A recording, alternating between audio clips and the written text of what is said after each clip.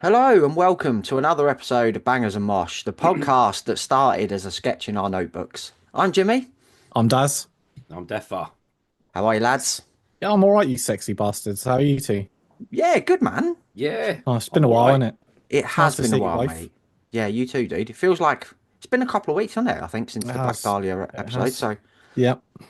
Yep. We yeah, got but people screaming about roundup episodes, and I realised that it's It's March, and I was coming. like, shit. I It's was I like, coming. know it's we coming, haven't, dude. we haven't It's even done cool. February's and like No. we're already into March, mate. Like, Yeah, we're slacking. It's been a slow start to the year, yeah, really, for us Roundup is coming personally. next week. Don't you Yeah. Yes. worry. We've got Yeah. some February and a few January as January. well that tickled our pickles. So today we're talking about some of our favourite three album runs in heavy music history. So this is a subject that comes up once in a while over on social media, and it always has like a massive debate around it. Like when doing this, what I realised there's so many bands that have like frustrating two great albums and then a not so great. Yeah, Or the Or other way yeah. around, I'd have a great one, dodgy one, great one. You're hello like, Trivium. yes, Yeah, Yeah, Trivium. yeah. I went in. yeah. I did think today, like I was like, oh, I could do with like a bit of black metal in it. So I went straight for Immortal, and I was like, oh fuck, I know, mate. Like, you know? I thought of them, but then Damned in Black isn't seen as. If you're talking of Yeah, the I know what you best, mean. a free greatest free album run, you've Yeah, sort yeah, of got to think, Yeah, hang they on a all minute. have to exactly. be a Top certain notch. level, A don't they? level, yeah. Yeah, it's Um, Hmm. difficult. It was harder than I thought. If it was a two album, fuck me, we'd be here till fucking next Wednesday. oh yeah, But exactly, mate. Yeah, a that's free album, I really had to think, are they free? But I that's it. think I know I'm confident we've all got fucking great picks. We've got the correct picks. I agreed, mate. Yeah, so like three great albums in a row is no mean feat, man. Mm. But we'll get into it. But some of these have got maybe four or five. So Mm. we put the call out on Twitter and Blue Sky as well for people's three album runs, and the response was fucking crazy. So Yeah, thanks for that, everyone. We'll attempt to get through as many as them as possible at the end of the show, but there was literally hundreds of replies, so we'll do our best, man. Right, so I'm going to kick this off then, lads. My first pick is Deicide with the self-titled Into Legion into Once Upon a Cross. Like, the Trinity of Satan. oh god, mate, that is one of the best opening three album runs in metal. Like, and they're only 5 years apart. So their first three albums came in a 5 year span, and they are all 10 out of 10 classic Fucking death metal ridiculous, isn't records. it? Like, yeah, man. All have got that Scott Burns, Morris Sound magic sprinkled all over them. All released via Roadrunner. Who had their ears to the underground at that early stage. That classic lineup of like Glenn Benton, Eric and Brian Hoffman, Stephen Ashheim, just producing three of the most evil sounding, musically savage death metal albums ever. And it's easy to look back now and forget the fucking impact they had at that time. Like they had a gig bombed by like animal rights activists. They were fucking banned from loads of venues. Like I remember getting into metal. Glenn Benton scared the shit out of me as a kid. Mm. I genuinely thought he was like the devil himself. So like it's you know such a fucking I think he impact. thought that. Yeah, I think yeah, mate. I know a lot of it was all tongue in cheek now, wasn't it? Yeah. Looking back, but he was fucking scary, man. When I Mm. was getting into metal, but yeah, an absolutely untouchable run of death metal records. Deicide, self-titled Legion, Once Upon the Cross is my first pick. Nice, mate. That's a solid round of picks, that is, Yeah, mate. boy. So, my first round of picks, I've gone with Darkest Hour. Ooh. From 2003, Sid and Hands of a Sadist Nation. Undoing Ruin was 2005, and Deliver Us was 2007. Bloody hell. Yeah, 2005, 2007. So they're 2 years apart for those three. Crazy. So crazy because they sort of came out the gates with. I mean, I could have put So Sedated, So Secure in here really, but I just think it was a bit too raw. Yeah, yeah. But Hidden Hands, when that came out, man, like I remember hearing the Sadist Nation, it was just like pure at the gates worship, but like done right. Yeah, yeah. Like, and I think they were like one of the first sort of bands that just like jumped straight onto that, from what I can remember anyway. But they just did it in such a great way, and then on from that, they fucking released Undo in Ruin 2 years later, with arguably one of the greatest openers of all time, with 1,000 words to say but one. Into Low, Convalescence, Ethos, This Will Outlive Us, District Divided, Sound the Surrender's a whopper. These Fevered Times, like what an fucking rager of an album that is, man. Yeah, it's a great record, mate. I used to listen to that album all the time when I was walking to work in the summer. Like in the morning, it was just fucking amazing. Quality. And then they just kind of like step it up again in 2007 with Deliver Us. I think they Ah. get Devin Townsend on board with this one. That's my favourite one, mate. That. Yeah, what about you, Def? What are you saying? I like Undoing Ruin. Yeah, I like Undoing Ruin, but I know a lot of people would take Deliver Us over Undoing Ruin. Yeah. It's really close for me, I mean, Demons is a fucking whopper in it, and Doomsayer again, like another worldy Doomsayer opener. is a fucking That's my favourite Darkest Hour Banger. song, mate. It's fucking crazy. Like on Spotify, like Demons has got like 10,000, 11,000, a million fucking Million, mate, listens that'll or be- something. Million, Yeah, yeah, yeah. million, mate. 10 million, fucking hell. That's crazy. Yeah, what a fucking band, man. Like I just never really believed that Darkest Hour kind of got their flowers, if you know what I mean. No, they didn't. You They know, they kind definitely of didn't, mate. they kind of I mean, the Eternal Return was decent, and then they kind of went a bit weird, but then obviously came back with the last Godless Prophets was a fucking whopper, wasn't it? Yep. Oh god, yeah.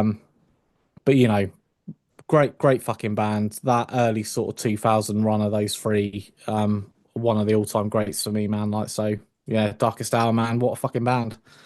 Great pick, Daz. Great pick, great pick. Okay, I am going into technical death metal royalty.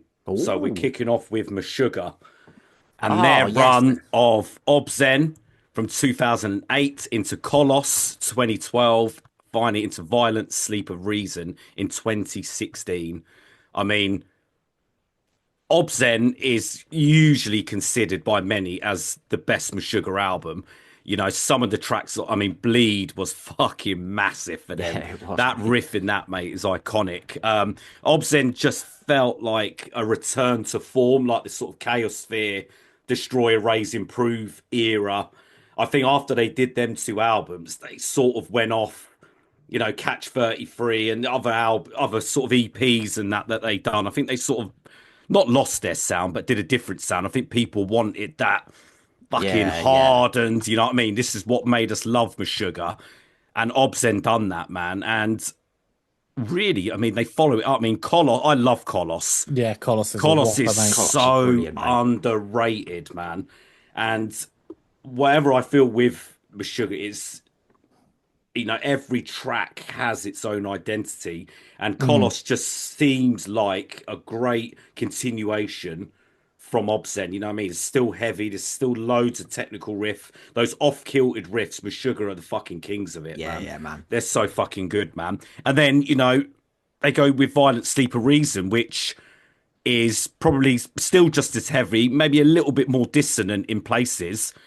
But I mean, that first 3-track run on Violent Sleep of Reason is fucking brilliant, man. Oh, it's I love a, that it's a album. great record, mate. I mean, great it's record. Yes, it is, yeah. again, and it's one of those records you sort of listen to and think, "Oh my god, this is such a fucking great album." I mean, yeah, they are. They kind of get you, don't they? Like Meshuggah. when kind you're of in like get the you. mood, mate, you When really have you're to in- be in the mood. But when they Yes. Yeah. do, like, There's certain tracks that get you, and I know that there's certain tracks that they draw out, but in a good way. But when they get down to the nitty gritty, man, they know exactly what you want, man. And though that 3-album run, mate, they give you heaviness, they give you technicality, they give you fucking everything. They give you bangers, mate. Yeah, great 3-album run there. And obviously, Immutable was a good, really good album as well. yeah, it was, mate. One of a kind band as well. No one can do Meshuggah. No. Meshuggah. There's signature, mate, in it. They got signature sound, signature band. So yeah, Meshuggah, I kicked off with. Great pick. Def. By the way, we don't know what each other's picked, so it's these is nice surprises for us as well. So, right, from going from one-off band then to another one-off band, my next pick is Faith No More with Oh, the real thing into Angel Dust into King for a Day. What a fucking run. Arguably, Def, this could have been a 4 album run with Album of the Year Yeah, that's how good Faith No punted More on the are, end. mate. Yeah, Yeah. yeah. But this was their third, fourth, and fifth studio records. Like Real Thing saw Mike Patton introduced on vocals, and what follows is three incredible records that all have completely unique identities. Like, Def, you could take if you took Mike Patton off these records, all right, you wouldn't be able to guess it was the same band. Nah, Like, you wouldn't know, would you? nah. No Like, way.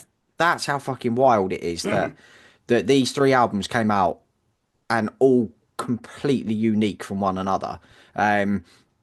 These three albums as well spawned a load of like massive 90s genre defining singles.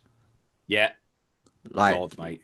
it's just looking like having that time and space now, distance to look back at what these three albums produced. It's just like, just why they're one of the best bands ever, man.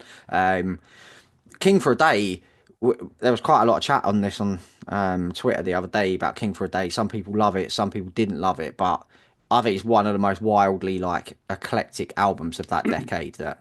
That's the good thing about Faith No More. Eclectic, mate. Capital fucking letters, mate. Oh. That's exactly what they are as a band, mate. They can do anything.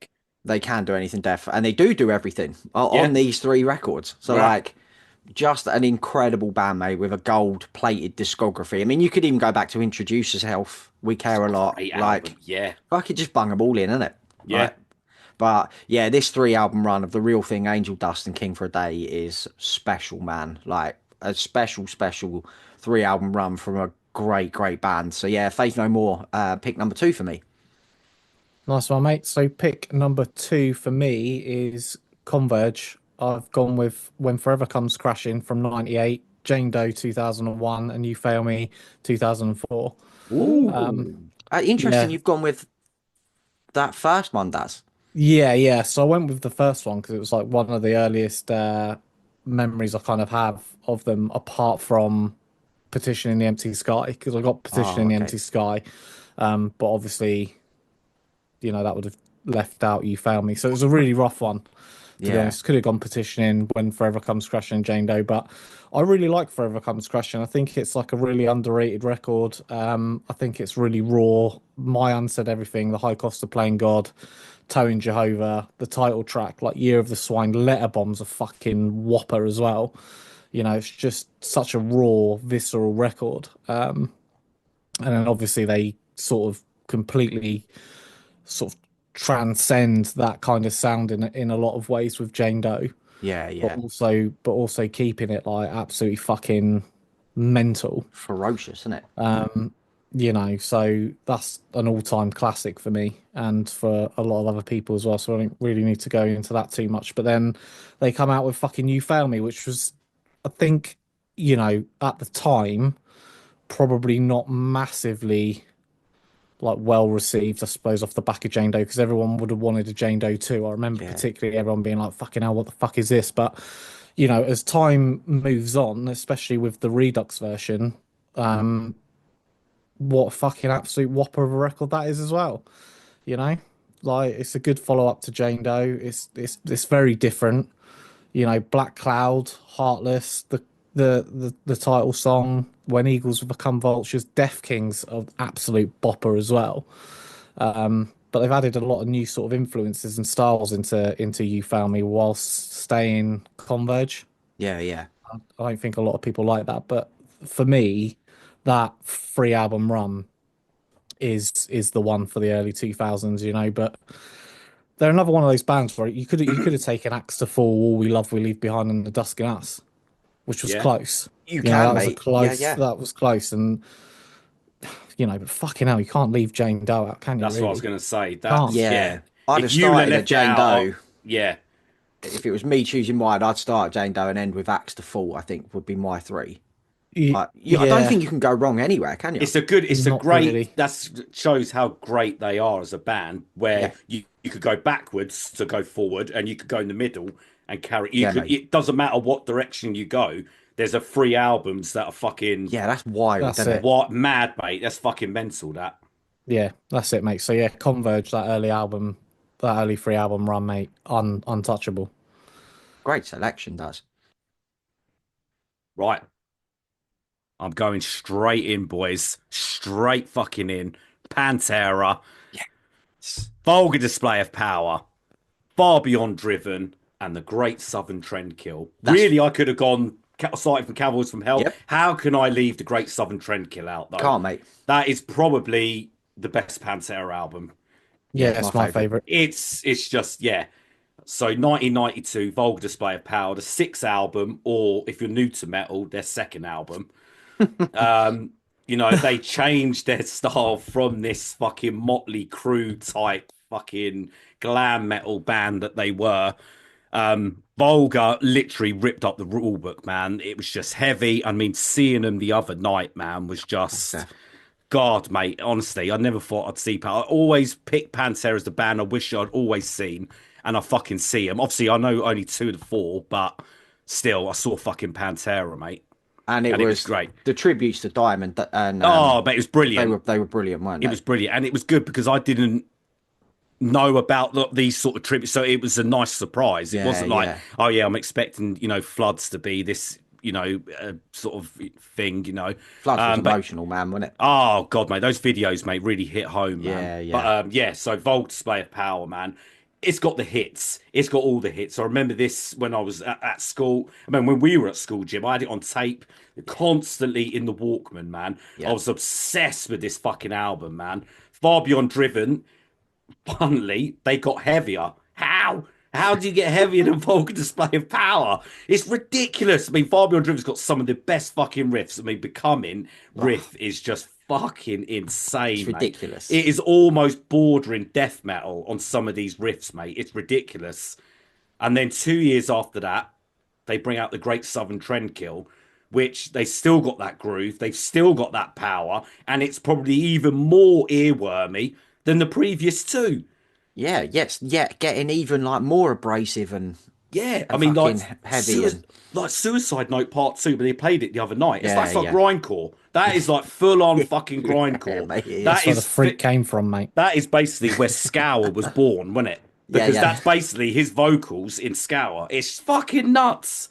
It's just, I mean, what a band. I know it's an easy one. I know it's so obvious, but fuck me, I've got some obvious ones in my pick. How can I leave out Pantera, mate? That band in the 90s, mate, they fucking dominated, man. They were fucking incredible, mate. Yeah, they were the band, innit? They were the band, mate. From 1990 to 96, mate, they were fucking untouchable, man. Yeah. These albums just changed sort of heavy metal, mate. And obviously to change themselves from the band that they were to the band that they become, I mean, those 3 albums and Cowboys from Hell speak for itself, mate. And Reinventing Still's fucking great as well. But I mean, what a band, mate. So yeah, had to have them 3 in, man. That's it, mate. That's a 5 album run, isn't it? Let's be honest. So 100%. 100%. Great pick, Def. I would have, me and you swapped around for a couple, didn't we? There was a couple. Yeah. My next pick then, I've gone with the first 3 Danzig records. So self-titled, Danzig 2, Lucifuge, Danzig 3, How the Gods Kill. 3 absolute all-time classic records that I really only got into solo Danzig in the last couple of years as well. So I already knowing that these are classics, like you don't have to have been into him for years to know that. Like produced by Rick Rubin, all released on Deaf American. So you've got John Christ's classic, like blues infused hard rock riffs, essentially, that are the perfect foil for Glenn's unmistakable voice. Like these albums are dark, they're powerful, they're like timeless sounding as well. Like I don't think they'll ever date or age, if you know what I mean, just in the way that, like, I don't know, Elvis or Led Zeppelin or the Doors or whoever, you know, will always remain sort of timeless records. Like, and essentially, if you took all of them and put Black Sabbath in with them and some classic blues and stuff and popped them in a blender, then these records are the result of that. You know, just like, if you've never heard these records, honestly, man, like I can't recommend them highly enough. They're just, 3 stunning rock records with a singer who has a voice that's just really one of a kind, isn't it? Like no Yeah, one else no one sat. really No. sounds like Danzig. And considering, these solo careers started off the back of Sam Hain and the Misfits as well, who don't really sound anything like this, is quite fucking remarkable, really. So Mm. yeah, I had to put these in, man. Danzig first 3 records are a lot of people argue the fourth as well, but obviously narrowing it down to 3, you have to start from the beginning. So Yeah. yeah, that's my third pick, man. Right. Well, my third pick is from a band that you could have literally picked probably any record from. I've gone with Every Time I Die, Oh, and the run I've taken is from Parts Unknown, Low Teens, and Radical. Oh wow, the last 3 then. Yeah, the last three, I think. I mean, the last five really, like maybe six, seven, and then eight, All of maybe. them. Maybe all of them. Yeah, I picked it because I think this is the strongest run of albums that they did. To be honest with you, from Parts Unknown was really fucking kind of gritty, weren't it? Like, Yeah, did Kurt Ballou produce that? I think It so, mate. sounds like it was Baloo, and it was, it's just got that fucking like kind of razor sharp sort of, you know, production to it. That But was that was a fucking really like manic, heavy record, wasn't it? yeah, kind of almost reminded me a bit of Converge at times, like Yeah, yeah, in yeah. terms of like the pure carnage that was on that. But Low Teens came after. That was 2 years later. The best You record, know, mate. I think. so fucking good, man. Like Fear and Trembling is a whopper. It remembers the yeah, coin as it say. Yeah. I didn't want to join your stupid cult anyway. And obviously, Map Change, Map yeah. Change is their best song, isn't it? the best song, man. Like, what a fucking amazing band, man. World beating song that. And then obviously, like 2021 was the last installment that we'll get from this band, which was Radical, and I really enjoyed that as well. Like, I mean, they did release pretty much every song as a single. I think they released like 6 singles or something fucking nuts. But that But just shows how like confident they were, doesn't it, in the material? So yeah, I mean, Planet Shit, Post Boredom, A Colossal Wreck, Desperate Pleasures, All This and War. That's a fucking absolute stomper that is, mate. yeah, man. And then the thing with Feathers, White Void. It's just an incredible band, man, that left an incredible discography. And it doesn't really matter like what sort of point at which you go into this Nah, mate. discography. Every album is a 10 out of 10 for me. So yeah, Every Time I Die, always going to be in here. Yeah, it was Baloo, mate, who produced From Parts Unknown. Nice. Yeah, fucking great album, mate. What a band. What a band. What a Rest in legacy. peace. Rest in peace. And I've got another band and an absolute iconic first 3 albums: 1990, 1992, Yeah, boy. 1995. Jim knows. I know, Alice, just from the years, mate. Alice in Chains. And Oh. what's funny about that is in the midst of this, they had 2 EPs, Sap and Jar of Flies, which are probably the fucking best EPs ever. They're a Jar of Flies, especially. I mean, I fucking Yeah. listened to that to death, man. Ah. Sap is just iconic as it is, man. I mean, this sort of grunge alternative metal sound, especially more with like what Facelift had, changed the fucking map, man, for Yep. that type of music, in my thing. I mean, listen to the first 4 singles that came out from this album. This is their fucking debut, by the way. We Die Young was the first single. Classic. Man in the Box, one of the greatest fucking choruses I've ever heard in my life.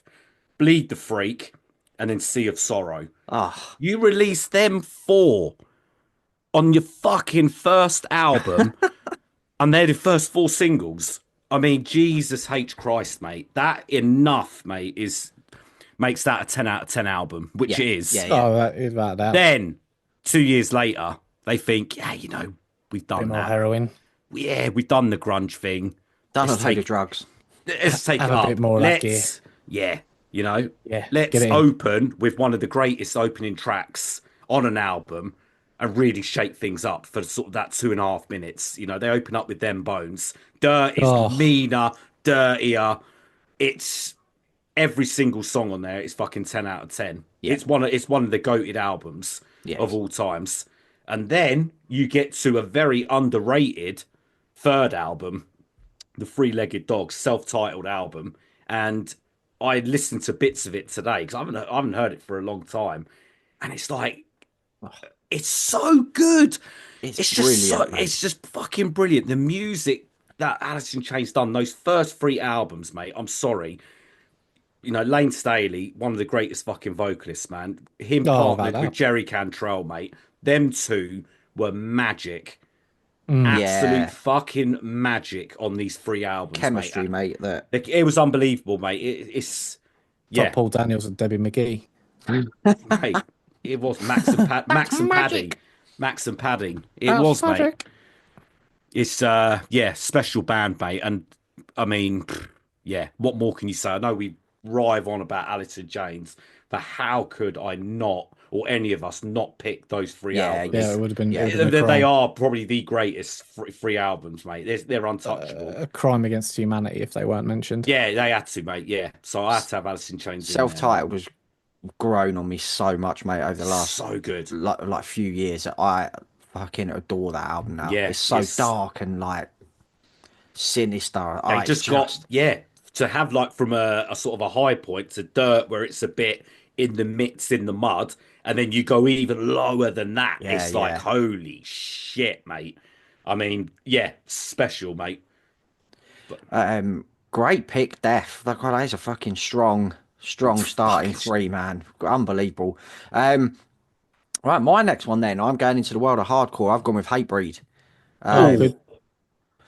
Satisfaction is the death of desire, into perseverance, into rise of brutality. oh The reason I've gone with these, Please. right, is because look what Hatebreed achieved across these three records is unbelievable, really, when you look back at it now. Like, they took hardcore to a height it's never ever been to before. Like, Yeah.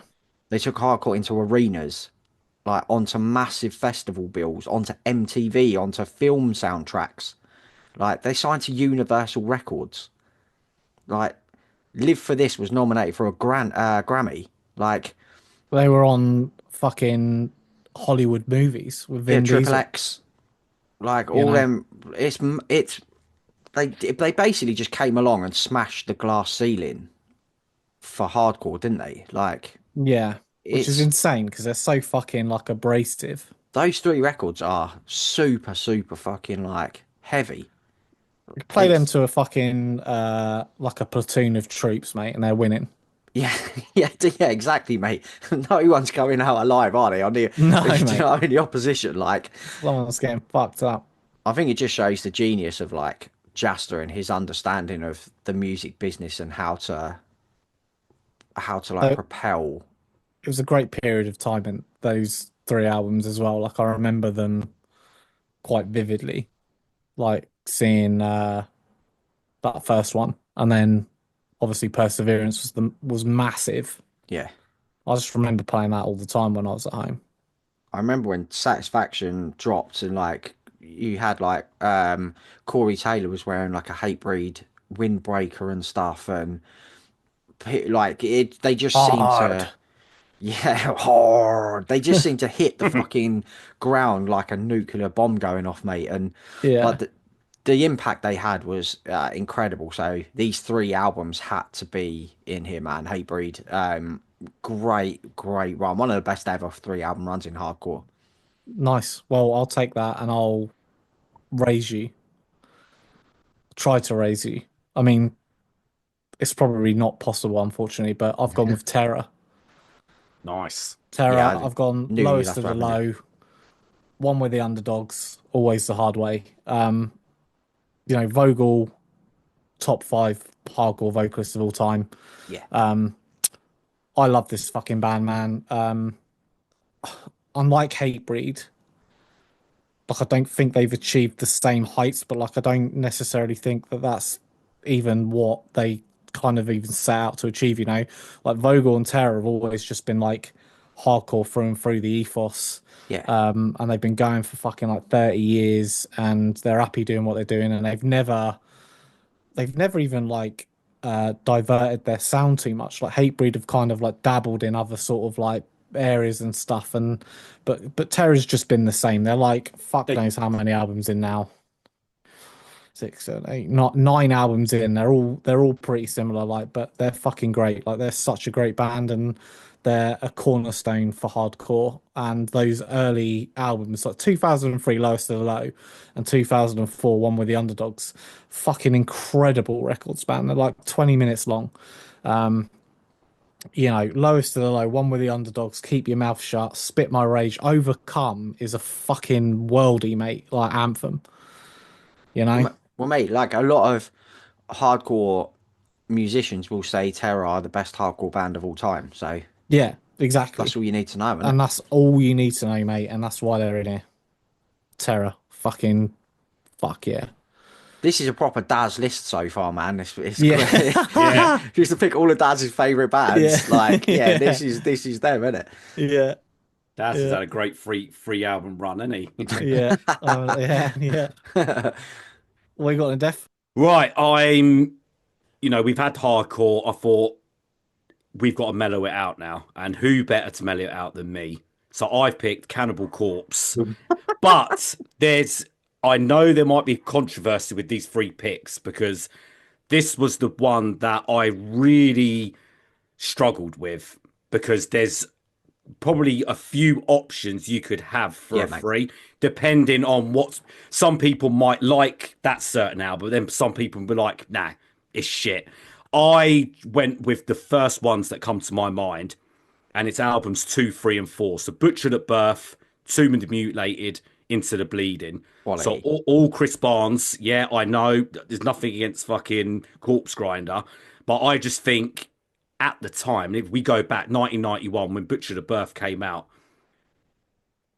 this was like, like with Deicide, this was something that no one had fucking seen or heard before. The Yeah, cover art was getting banned in shops. Record shops didn't want to sell it.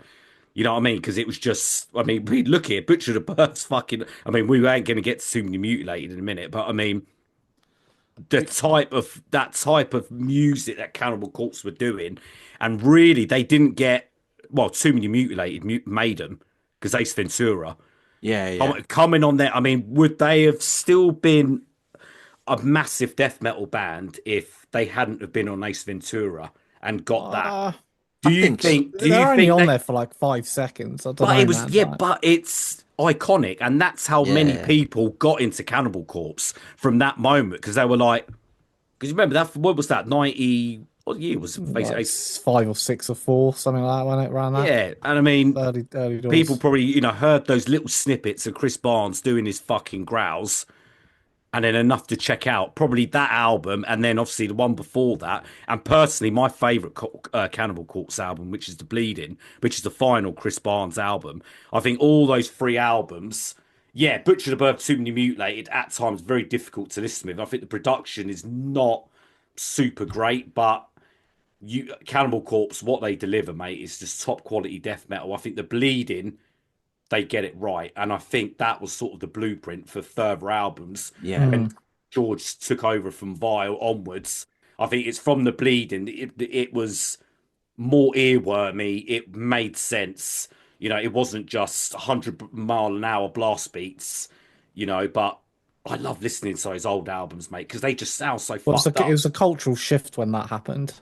Yes. I remember specifically the artwork for Tomb of the Mutilated, and everyone was like passing it around, kind of like It was the school most and famous stuff. one. It's like, Yeah. "Oh, can I have a look at What this?" is I was this? just Yeah, like, yeah. "Oh my-" yeah, and it was Yeah. just like, holy shit! Like, what the fuck it was is going on, dude? Yeah, it's the most famous one. Yeah, out of all the Yeah. artwork, I mean, it's iconic, mate. And yeah, it's like I said, there's in their discography, there's probably sections of 3 albums. I think anyone could pick anyone because they're all easily. solid albums. They're all. Yeah.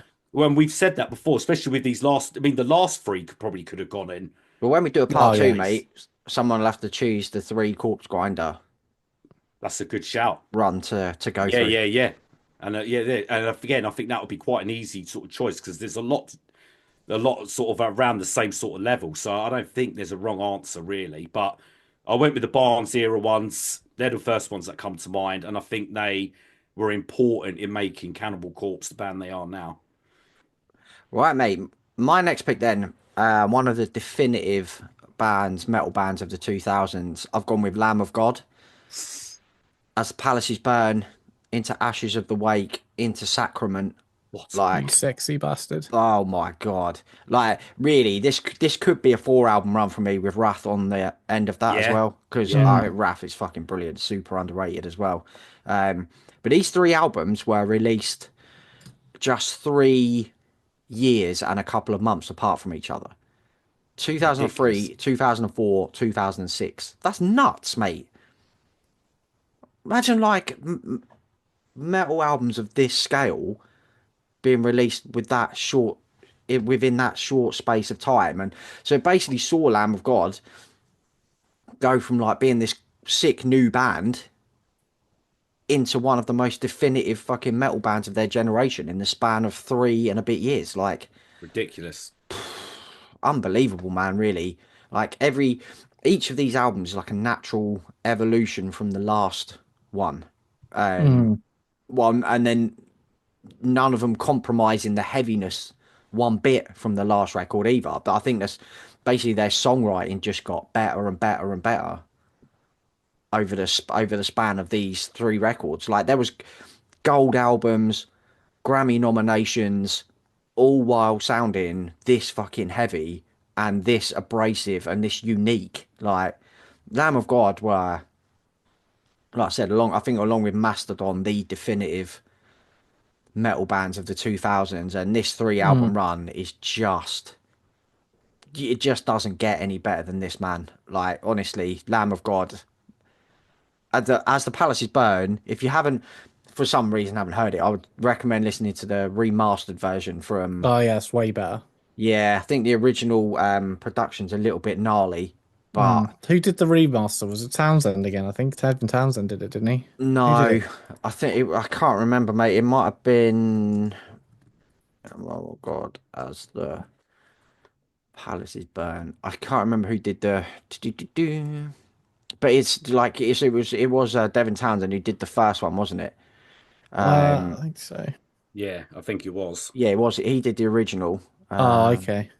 I can't remember who did the remaster version, mate. But that is a really like. I know a lot of people. Some people don't like remasters and things like that, and the leave the music as it is. But I think that's one that really did benefit. Oh yeah, yeah, definitely. But yeah, an incredible 3 album run of records, man. Lamb of God, just what a fucking band they are. Great fucking run, mate. Great pick, boy.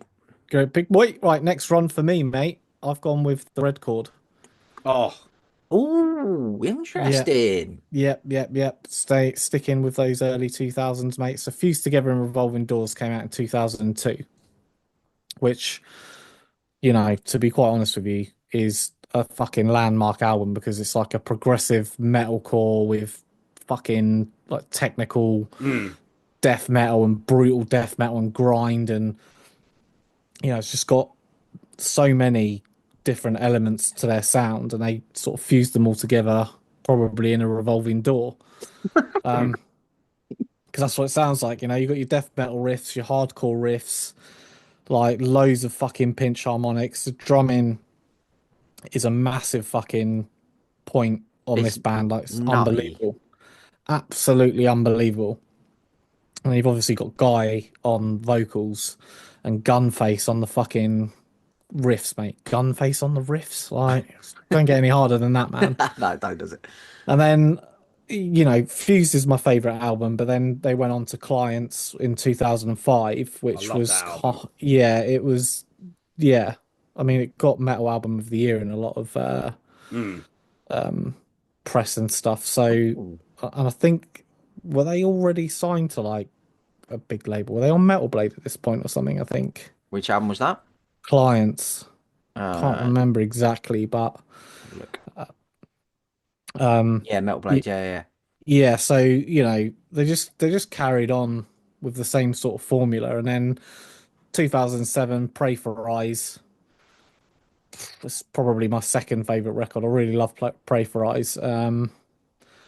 Just another album of just near consistent barrage of tempo changes, brutality, and technicality. And those are fucking sick breakdowns and stuff. So, Hey, that's another one you could have gone and added Fed Through the Teeth Machine as mate, like easy. 4. Like that's an easy 4 album run, isn't Easy. That's their entire discography. it? Yeah, Like they've completed it. mental, isn't it? Yeah. Fed Through the Teeth of a Machine. It was a bit of a fucker because like it is better than Pray for Eyes, I think. Like in a lot of ways, but I do like Pray for Eyes, but And then there wouldn't be a 3 album run if you left that it out. wouldn't be a 3 album run. So technically a 4 album run. The Red Chord, man, what a fucking band. I don't think they got their flowers either, really, to be honest with you. They should have been fucking massive, that band. They were well ahead of the game.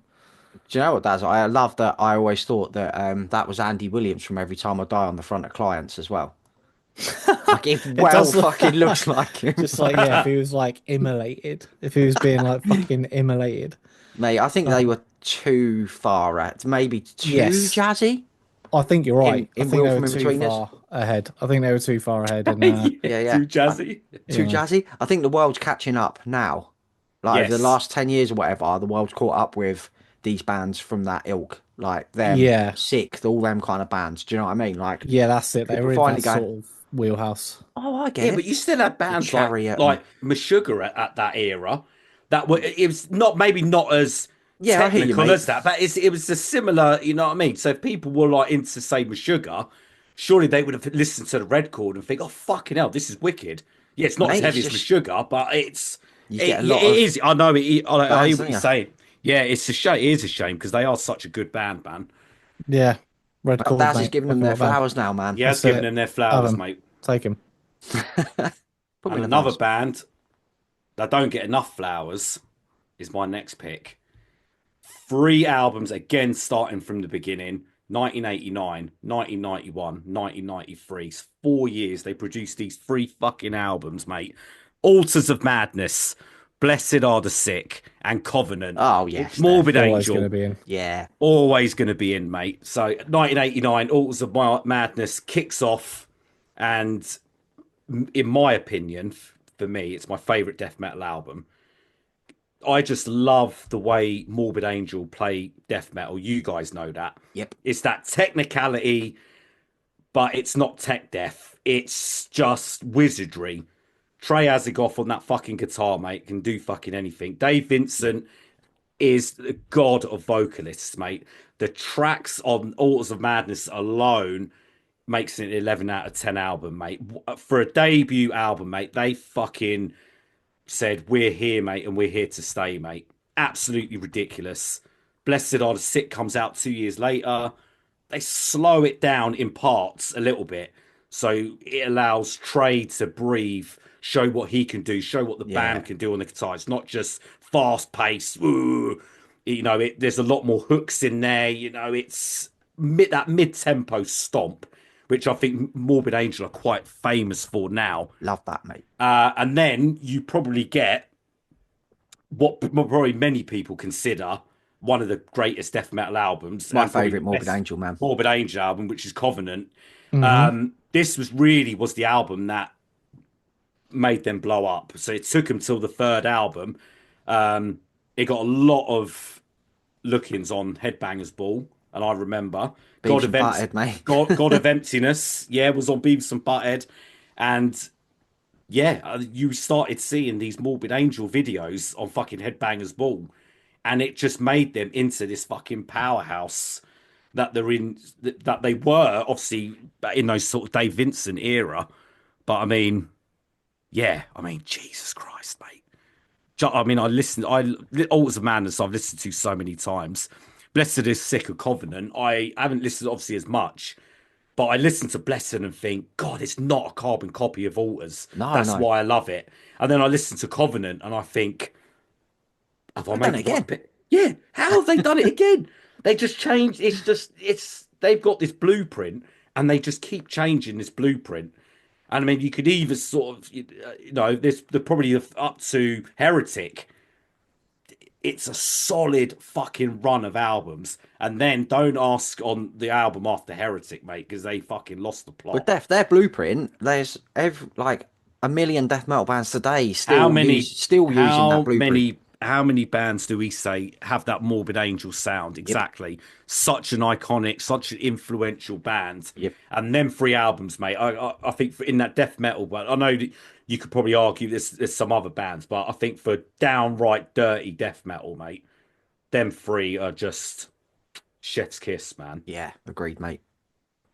Great pick, Death.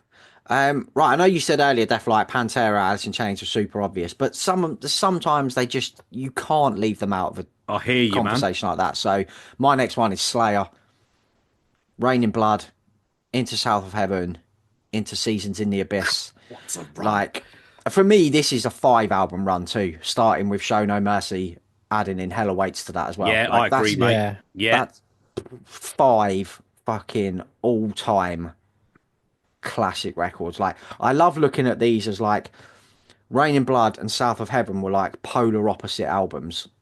Like South of Heaven being that slower, right, we've done Rain in Blood, we can't do that again. Let's slow things down, let's make them a bit like it, a bit more atmospheric, a bit meaner, a bit more menacing.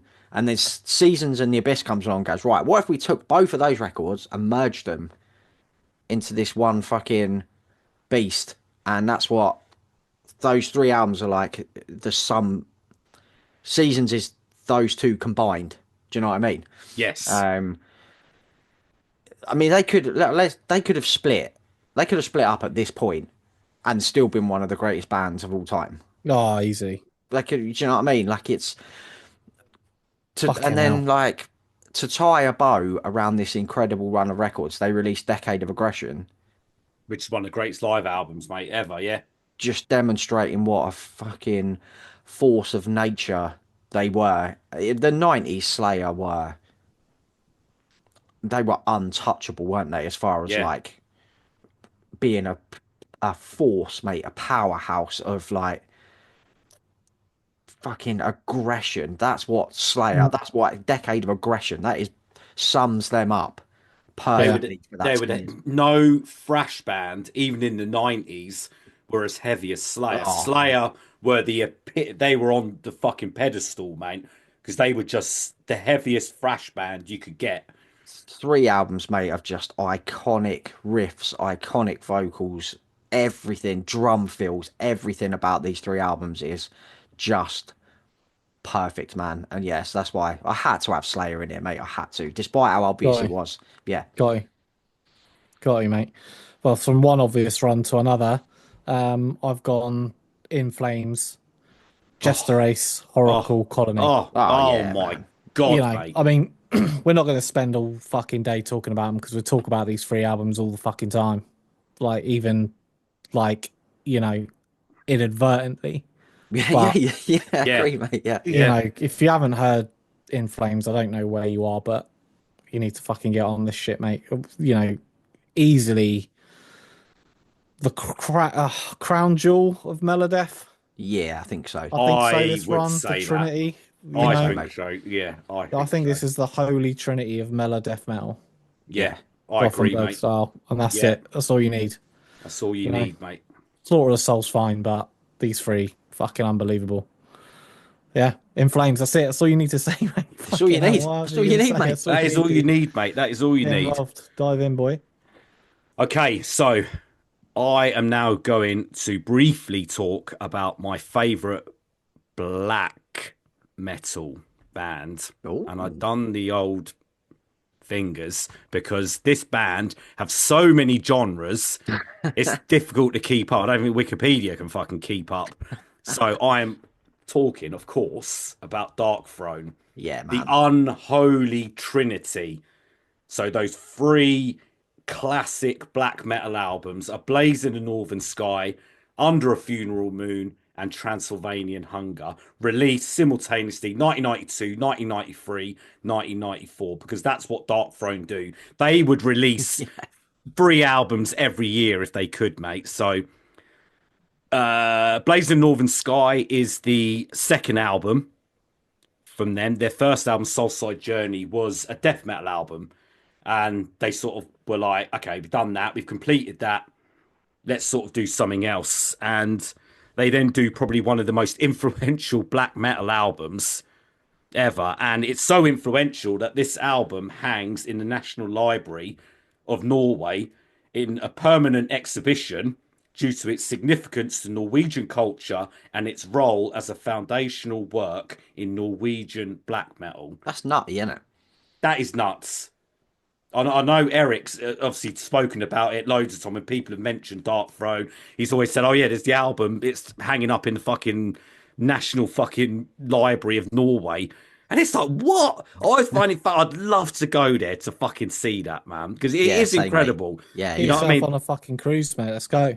Oh, mate, let's go, mate. Let's go. Let's do a Fucking let's Norwegian go. cruise, baby. You know,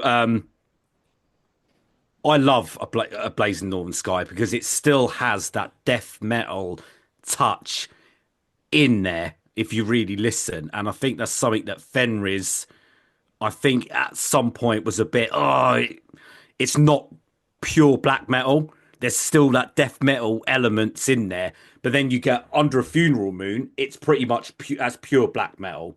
They go fucking seriously black metal for that.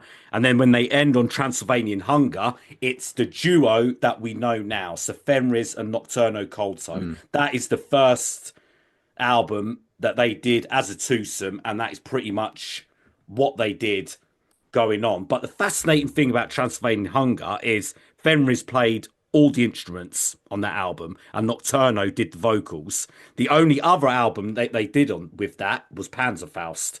Everything else is Fenris mad, mate. vocals. Yeah, it's mental. I never knew that. I never knew that. I know with some of these sort of black metal albums, you can't tell the difference with vocalists because they sound all the fucking same. But yeah, Fenris on Transylvania Hunger plays all the instruments, the guitars, the bass, fucking drums. Nocturno does the vocals. That is fucking mental, mate. And what that just ends that trilogy just brilliantly. I mean, they are three brilliant albums in their own right. They scare the shit out of you, mate. Iconic cover art. I mean, Transylvania Hunger looks like fucking the Live in Leipzig Mayhem. I think there was a bit of issues there. But my God, mate, what a band. And then obviously they were like, yeah, we've done that. And they went on to these other genres, punk, heavy metal. They could do everything, mate, Dark Throne. And they just showed with these three albums that they did black metal, and probably three of the most influential albums you could get in the black metal genre. Agreed. So, yeah, Dark Throne was my pick, baby. Lovely pick, Death. Right, well, I'm kind of staying in black metal, Death. Excellent. Because people can argue all they like about whether these three albums are black metal or not, but Cradle of Filth, Oh, beginning. Dusk and Her Embrace, Yes. Cruelty and the Beast, Intermidian, like, Oh, what a run. you know, all the purists, Majestic. the purists might piss and moan, but what they did with these three albums, they took their twist on the genre, and pretty much like Hatebreed, mate. These three albums turned them into household names. Yes. Like in the 90s, they were on a BBC documentary. Mm-hmm. Like everyone knows that T-shirt. Yeah. Yeah. Everybody fucking knew who Cradle of Filth were. Do you know what I mean? That's bonkers. If you'd have said that when Principle of Evil May Flesh was released, you'd have probably been laughed out of town, wouldn't you? Yeah. Yeah, some like band dressing up as badgers from Suffolk. Yeah, if you said they were going to be on MTV2 in 3 albums time, what? Like Yeah. Yeah, Ghost in the Exact- Fog was like mad radio play. always on MTV2, Always on. constant rotation. Bangarang. Mad, mate. Like, and these are 3 perfect albums. Yeah. Like, there's not a second I would change on any of these records. I mean, they were signed to Sony, which just like yes, it's more accessible than your average black metal, but It wasn't though, was it? I don't think. it's still Like, even not though like they signed to Sony, like was that Damnation in a Day with Sony, weren't it? it's still not mainstream music. No, definitely not. It's absolutely fucking wild to think that what Cradle of Filth achieved off the back of these three records. And they three flawless records. These like Mm. just three of my all time favorites, man. And Cradle have got. I think there's a couple of slight dips, but I think they've got a real like Solid, isn't Solid it? Yeah, like discography. midway probably, but Yeah, but these last three couple were have been amazing as well. Last three are yeah, fucking yeah, sick. agree, mate. Yeah, You know, these three are just fucking pinnacle Yeah. yeah, man. I agree, mate. Unbelievable. cult classics, man. They Yep, are. You know, agreed. that was like there was like a magic around those albums, weren't there? There Which we've is. discussed before. So Yes, wonderful mate. time. Yep. Nice. That's a nice little trilogy, mate. Thanks for it. Now I'm going into a run of albums by a legendary death metal band called Immolation. Oh, Oh, yes. shock. Yes, that's a, Yeah, shock. I mean, fucking, this was rough, man. I was just like, I don't even know like where to go here. But I started with Failures for Gods, Close to a World Below, and Unholy Cult. oh, okay. Nice. But it could have been Dawn, Here and After, Failures. Could have been Majesty and Decay. Kingdom of Conspiracy. I really like that album, but a lot of people don't. But yeah, I suppose it's not like a complete three. If that was That's right up there, that's Atonement the would game be. does. They all had. Do you know what I mean? Like a slight dip, and in it, Exactly. like you can't. Do you know what I mean? That's So the game. it's the first five for me, technically. Yeah. But I mean, what a band, man! Like no one really does it like Immolation do it, and they're just such an infernal fucking band. Like I think that's like a great term for them as well. Like infernal, like it sounds like it's actually from hell. Dolan's vocals are like, I mean, get the fuck out of here. Like the songwriting on these albums is incredible. I know like people have kind of gripes with Failures for Gods and the kick drum and stuff and the production, but and maybe to a degree close to a world below, but fucking all their albums, man. I love everything they've ever done, man. Unholy Cult is a fucking whopper as well. Some great fucking songs found throughout the entire discography, really, to be honest with you. But they're one of the most important death metal bands in history, as far as I'm concerned. And I also think it again in a lot of ways. I think they do kind of get more recognition now, especially like kind Yeah. of on social media. But I read their biography and that, and, they really, really struggled a lot of times of their career and stuff, and they just should have been not struggling because they're fucking awesome.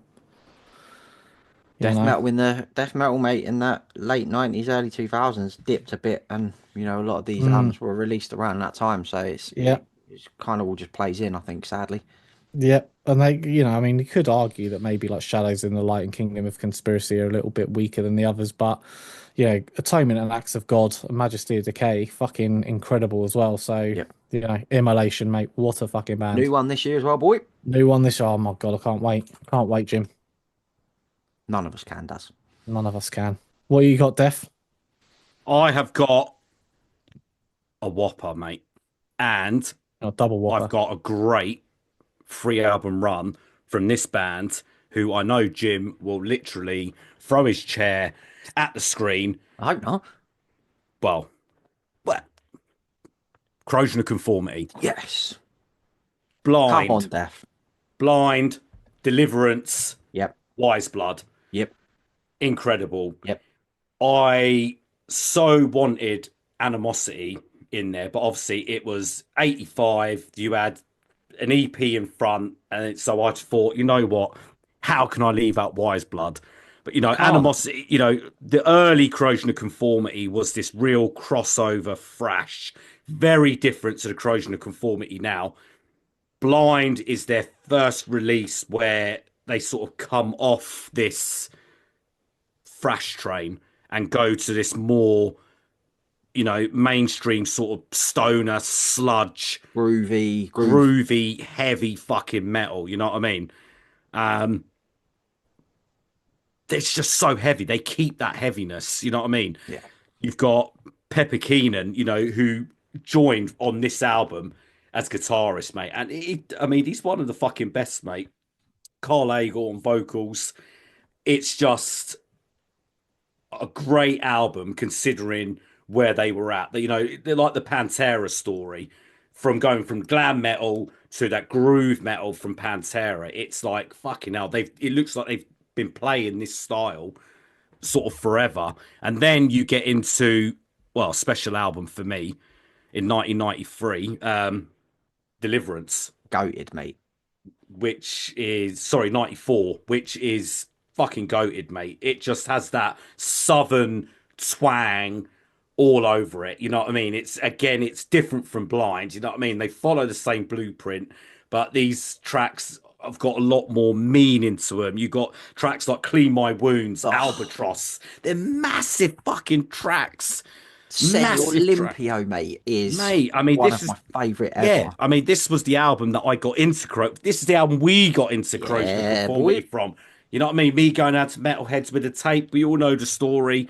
You know, because we were listening to this album, we loved it. You know, we went back to Blind, and then Wise Blood was out in '96, which was probably a bit more light-hearted than the other two. I think Blind and Deliverance have that sort of real meaningful, you know, more serious side of it. Wise Blood, I mean, just from the opening track, King of the Rotten, which is one of my favourites. It's a fucking great track. You wouldn't have got that track on Deliverance or Blind.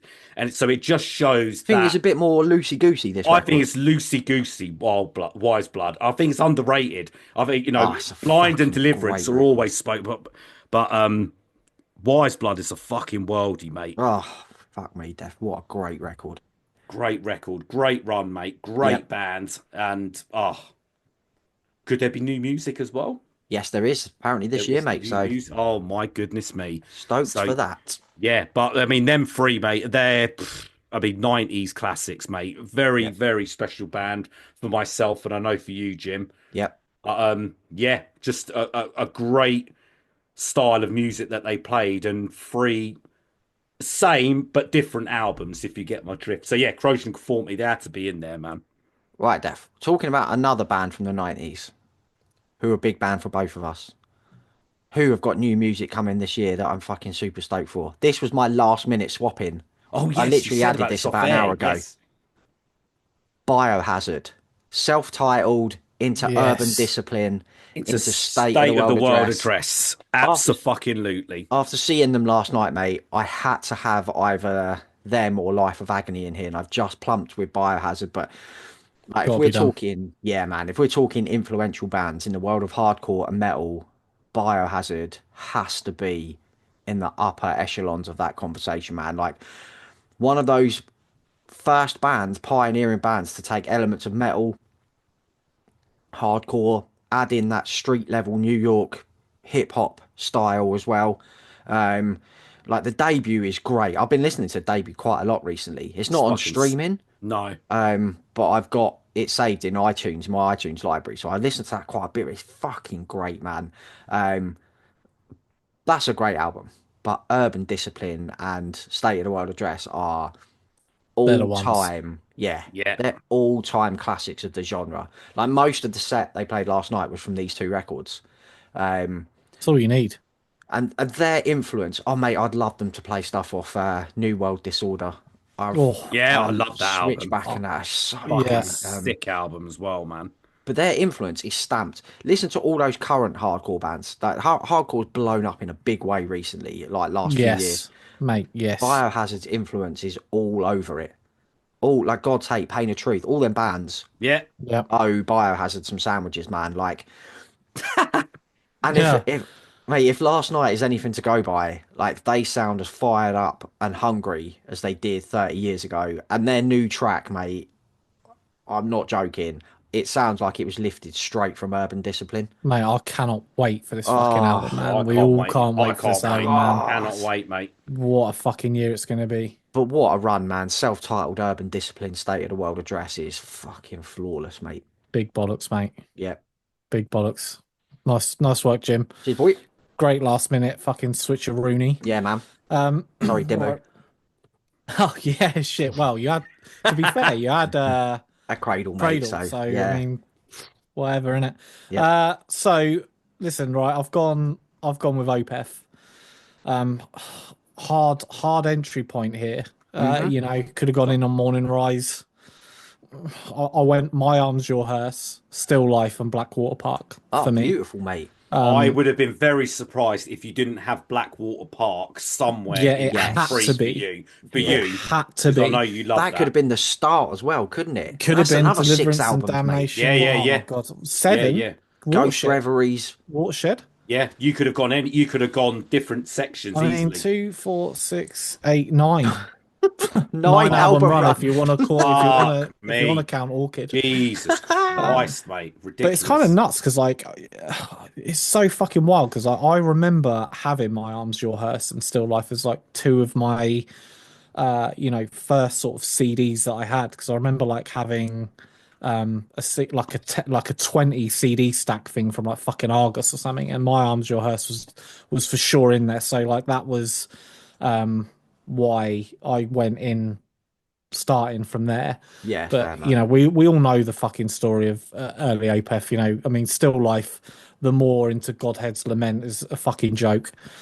Uh, and then Blackwater Park is just fucking an absolute classic in my opinion, with like Bleak and fucking all the rest of the fucking cool shit that's on there. You know, what a fucking band they are, man. Yeah, and as you guys said, like Deliverance and Damnation, Ghost Reveries, Watershed, like fucking hell. It's I mean, ridiculous, mate. come That. off it. Like, come off it. I Um, mean, yeah, from 95 to 2008, untouchable. not Oh, only they is were. Akafal a fucking heartthrob, in my opinion, he is like a little, um, yeah, like he's just a really fucking heartthrobby kind of guy, isn't he? Yeah, yeah. I think in a lot of ways, and he's funny and what an insanely talented bad man. Blackwater Park, Drapery Falls, Leper Affinity, just fucking incredible band, incredible songwriting. Yeah, first like 20 albums untouchable. So yeah, 20. Opeth, mate, are the pick for me. Yeah, they come up loads, mate. People mention them on Twitter and stuff when we put that message out. Def, you still with us, son? Yes, I'm just going down To check when the man to needs to be pick paid. my next pick, and my next pick, funny enough, is down. Yeah. Nola, down 2 over the under. Oh, you The o sexy bastard. the Could be a three 4 album run later this year. exactly, Yeah, mate. another These band, are the only mate. 3 Oh my albums that God. they done. Exactly, mate. Yeah. Holy hell. I mean, fuck me, mate. 1995 down.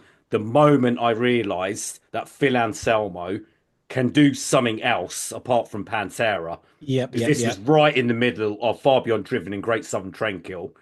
And I remember we were at school as well with this gym, wasn't it? Yep. And I remember thinking, why is it called Nola? And I'm sure it was you that pointed it out, but saying, oh, it's where two of them are very like New Orleans, Louisiana. I always thought it was LA, New Orleans, and Los Angeles, but I thought, well, how can it be? Because New Orleans is not there. But anyway, so yeah, sludge metal, and I'm talking fucking heavy sludge metal, mate. Down are just. I mean, Nola is one of the fucking goated albums, mate. All time top 20, mate. All time, mate. I mean, tracks like Stone the Crow, I mean, Temptations Wings, mate. The fucking start of that to start the album, mate. Unbelievable. You know what you're getting. Lifer, one of the fucking best tracks they've done. Stone the Rehab. Crow. Oh, mate, it's just anthems. Front to Thought, And yeah, then, back. front to back. and you think, well, who else is in the band? You got Pepper Keenan and Kurt Weinstein and fucking Crowbar. You think, Jimmy Bauer, Jesus mate. Like, Christ. It Turbo literally Bauer. is literally definition of a supergroup. yeah, it is. And you think, okay, that album, they haven't done anything for a while. They're a one and done album. Oh no. 2002, they come back with Down to a Bustle in Your Hedgerow. And There it's was a just, bustle outside your edge, right? Weren't there, Def? mate, it's Just imagine fucking you just, looking out the window. What's that in my it's, edge? it's fucking just as good. Ah, It's just as good. And it's the same the same lot. They've stayed together and they've written fucking, 15 tracks, 65 minutes this album, but they've just How do they write these tracks? It took me a little while to digest all of Down 2. Like, Down to is a lot more. Yeah, it's a lot more to it, mate. It's layers. more There's a lot of layers, a lot of long tracks as well, in there. But it's a yeah, classic, mate. That it's a fucking classic, mate. And then you've got Over the Under, which is the third album, and again, it just continues on this theme with these wonderful musicians. I mean, On March to Saints is a fucking anthem. You honestly, know, Def, like I don't think anything will ever beat Nola, but Over the Under, man. Over the Under, mate. On a certain day, I could Over tell you the this is my mate, favourite Down record. Over the Under is fucking incredible, Oh, mate. I mean, still an hour long. There's tracks that are a bit more condensed than the second album, but there's some real fucking worldies on here, mate. It's a brilliant record, this, mate. They're brilliant, a brilliant band. I cannot wait for this new album. No, me because either. I just know it's going to crush, and it's going to. Winstein back in the band. It's yeah. It. Oh, mate, it's exciting times. Did you like the 2 EPs they put out I think I like the first one with I Witch think. Tripper on? Yes. Witch Tripper, Yeah. Part one. Yeah, they were good, the EPs, but they weren't a patch on the records. No. But I think with Kirk back, I think think we that- could hopefully get this era down I think that sound. Magic will be back, man. I Oh, really do. mate, yeah, exactly, and that's what they were. They were a magic band, mate. I mean, just with the people in them, you knew that. How could they write, let alone perform great? You just knew it was going to happen. There was just too many good heads in there. Yeah. So, yeah, Down had to be in there, man. That free run, mate, is ridiculous. Great pick, Def. God, new Immolation this year, new Biohazard this year, New Down, new Down this year, Oh, mate, new Cradle of brilliant. Filth next month. Oh my god, it's back holy- into the early Yeah, it's 2000s. mental. Yeah, Holy it's mental. God, mate. Right. You've just picked a band, Def, with 3 studio albums. Yeah. I'm picking a band with just 3 studio albums. Oh, I love this. Rage Against the Machine, There we go. self-titled debut, Evil Empire, The Battle of Los Angeles. You know what's wild, which I didn't even think about until the other day? They were only a band for 9 years originally. It is crazy. It is one of those conspiracy theories. It's like, yeah, Formed in 91, split up in 2000. it's crazy. The impact they had on rock music and culture in general in those 9 years, the legacy they created. They've still got legacy now. Yeah, yes, that's it. That's it. No one sounded like them before. No one will ever sound like them again. 3 10 out of 10 albums, like that all still sound as fresh and as vital today as they did when they came out. Like the debut albums were over 34 years old. Yeah. Fucking hell, Def. I remember the impact of Killing in the Name. It was because, I mean, the famous bit of it is the fuck in it. How many times he says fuck. People used to count it. It was just insane that track blew them up, and it was everywhere. It's. I'd love to, because we didn't. I don't think we got into Rage until a Evil little Empire, few I years think. later. I think it was Evil Empire around time, I think. I'd love to have seen what it was like to be like 20 odd when that first album came out. Like it was like us dropping a fucking nuclear bomb on music, Yeah. mate. It just. I still listen to these 3 albums on the regular as well, and they never they never sound old or dated No, or they anything. don't sound old. That's crazy, That's man. yeah. This is for the people of the sun. Oh, Wow, wow, wow. Wow, wow, wow. It's just that, yeah, their tone, innit? Their tone, the guitar tone That's it, that mate. they had. no It's- one sounded like No them one sounded. It before. was funk with rap, with rock, with metal. It was, and it just blended together. And like you said, Jim, you can't imitate that. No one sound Nah. like them. No, they no. are one of a fucking kind band, mate. To have that style, like very close to a sort of 70s style hip hop sort of sound. It was incredible. Mate, you've got a vocalist who has a completely unique What a approach. You've got a voice. guitarist with a completely unique Yeah. approach. You've got one of the best rhythm sections in music history. Yeah. Locked in so tight. What a band, man. Like, I'm kind of glad this is the only 3 records. Like, it's just cast iron. You can't Can't change it. They Yeah, never yeah, did yeah. dip. They never did anything else that weren't as great. Like, true one-off, man, pioneering, influential band, just had to go in, man. Rage Against the Machine had Yeah. to be in it. Well, from one pioneering band to the other, then, mate. Mastodon, Oh, Yes, that's 2004's Leviathan, yep, 2006's Blood Mountain, yep, 2009's Crack the Sky. yeah, boy. Now, Crack the Sky for me is the fucking one. yeah, same. Oblivion, fucking what an opener that is. The Last Baron in 13 minutes.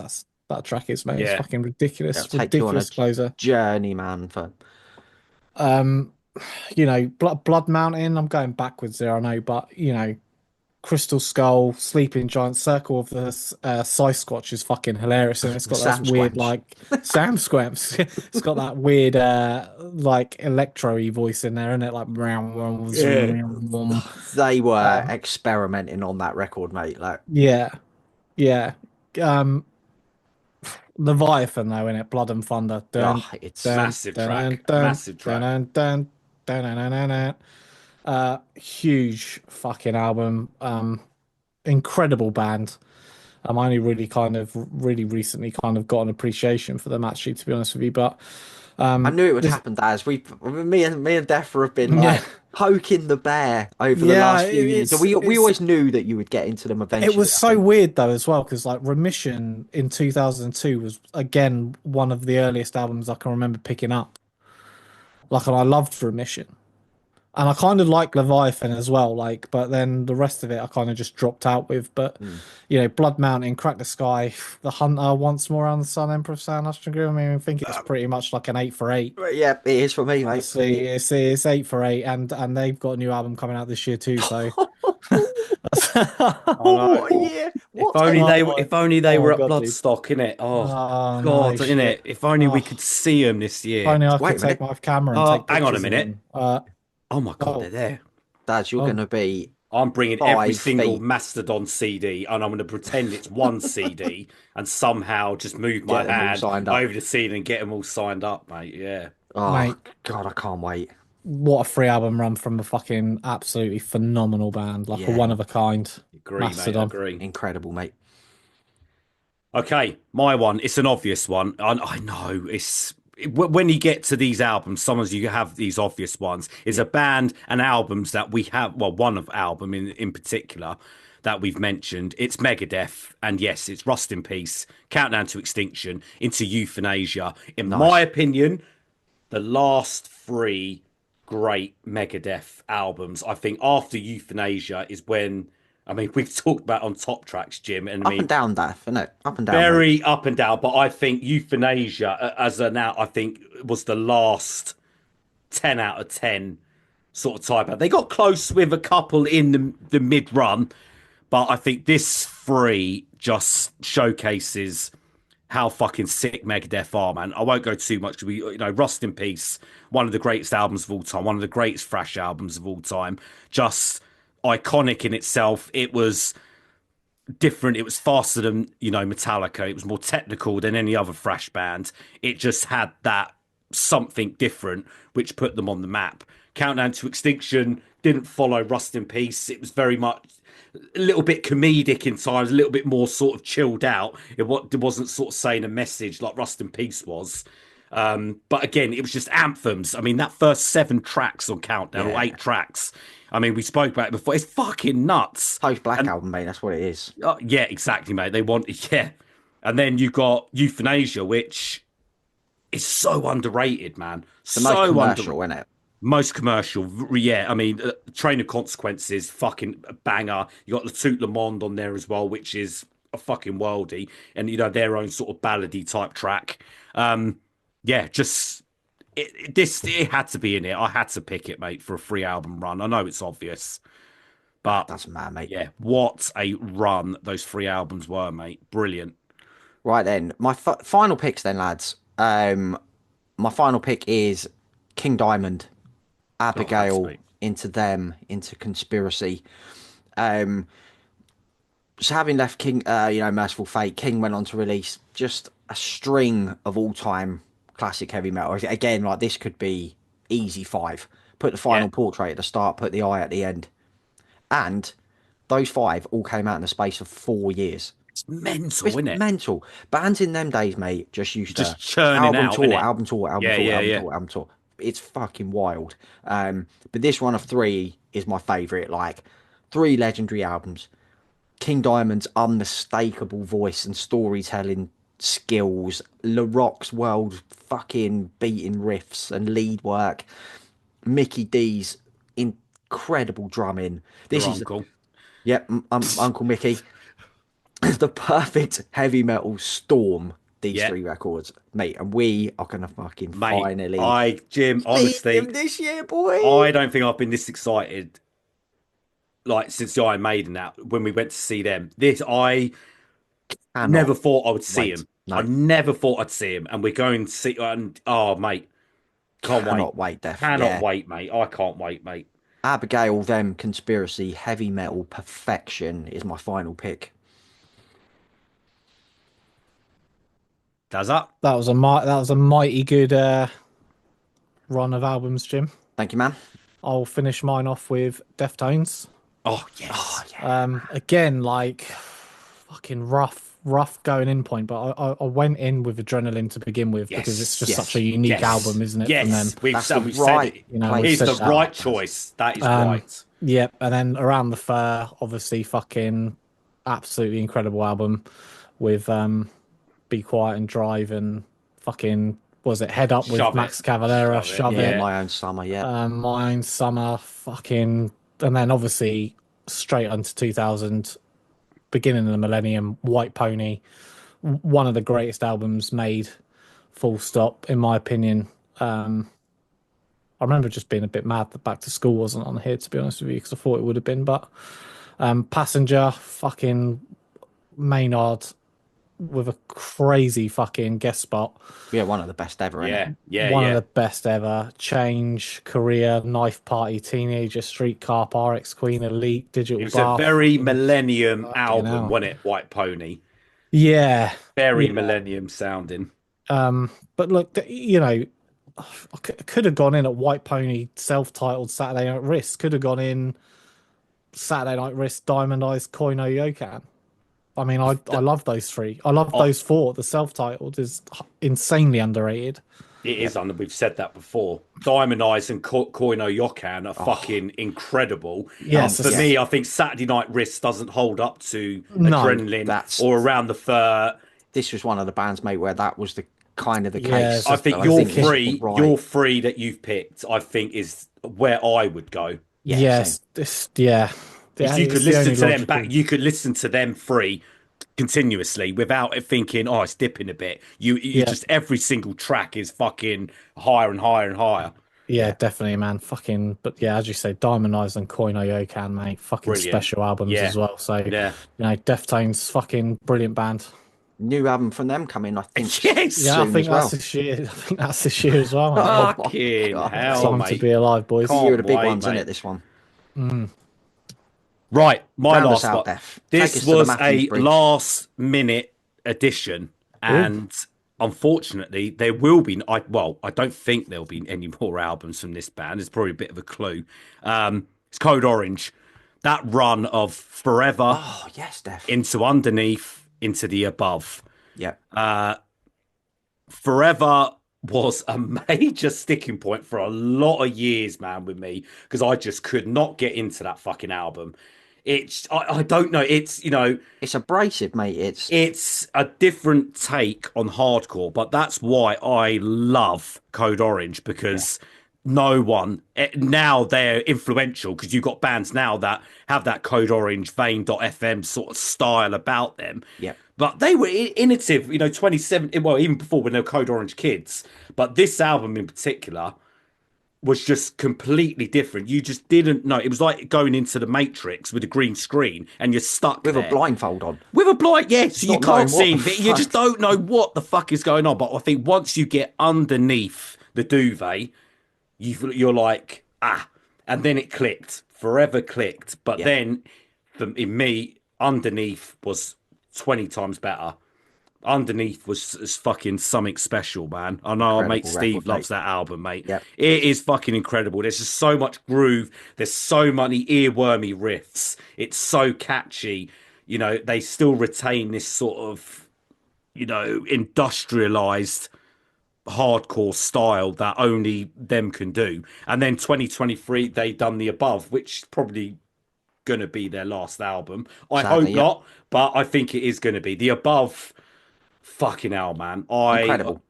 That was nearly a real strong contender for album of the year in 2023. It was Yeah. fucking incredible. Just what they deliver, what they do. Pop music on there, mate.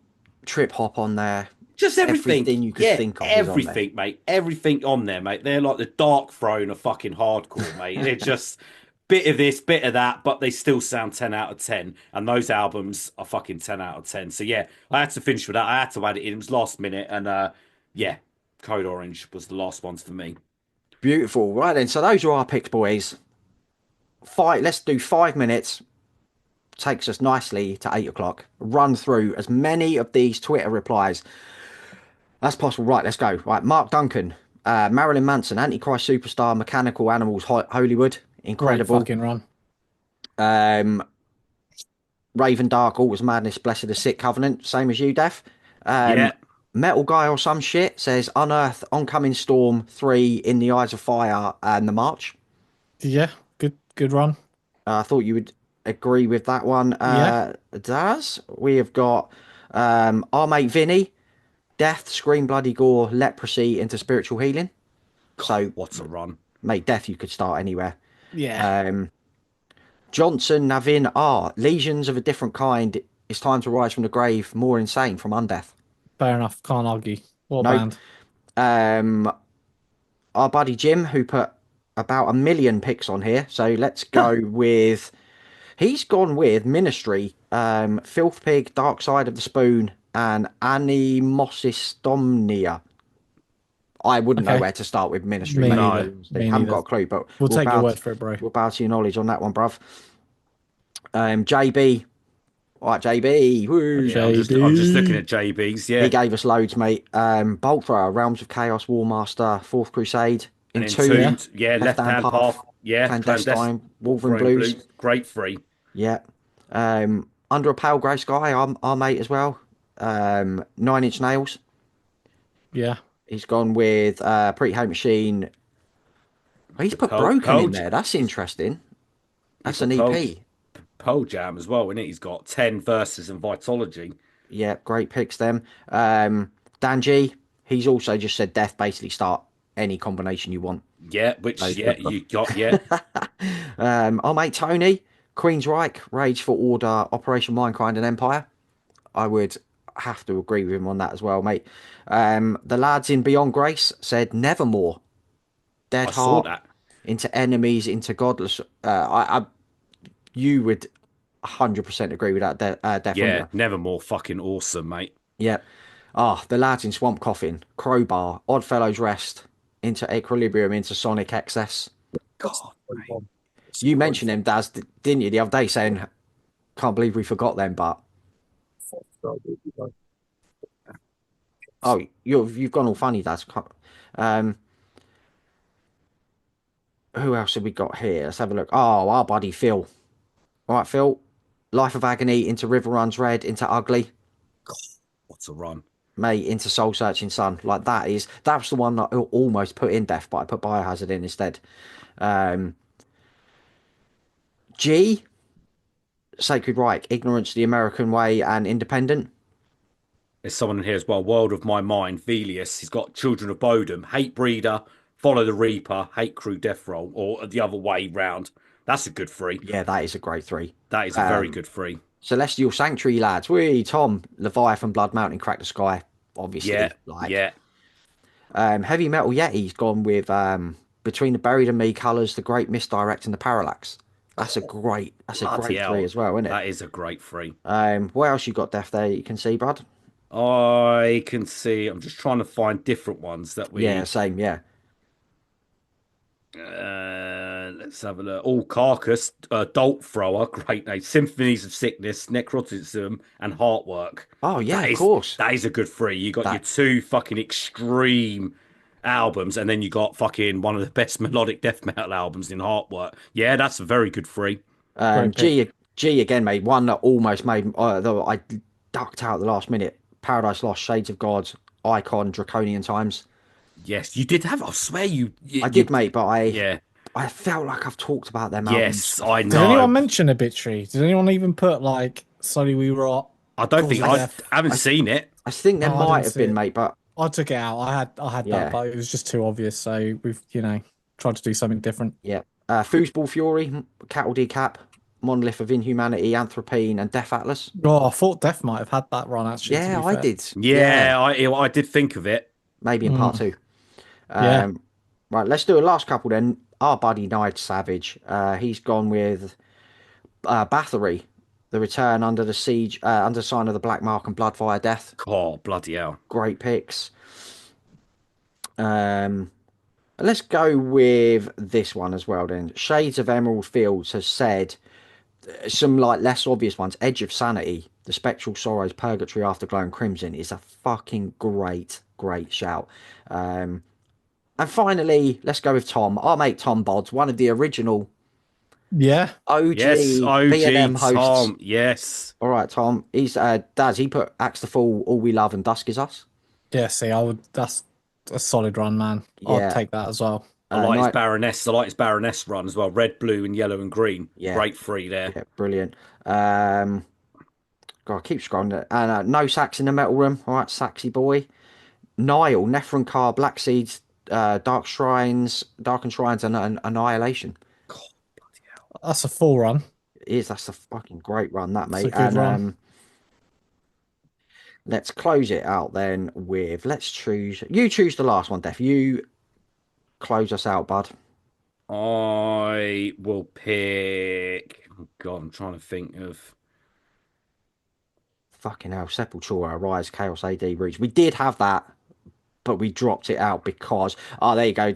As Catfish 666 Obituary, Cause of Death, the End Complete World Demise. There we go. Had There to you be go. there. Well, yeah, world demise. That's what I was going to go with. I Yeah. was going to go Cause of Death and Complete World Demise for sure. Beautiful. Well, let's close it out with that then. That's Yeah. Yes, yeah. Cheers brilliant. everyone. If we didn't read them out, we'll do a part two of this for sure. Like, it's too many great fucking runs to leave them out. So, but yeah, thanks for tuning in, everyone. We'll be back very soon, like we said, next week with the February roundup show. But until then, party on, dudes. Get fucked.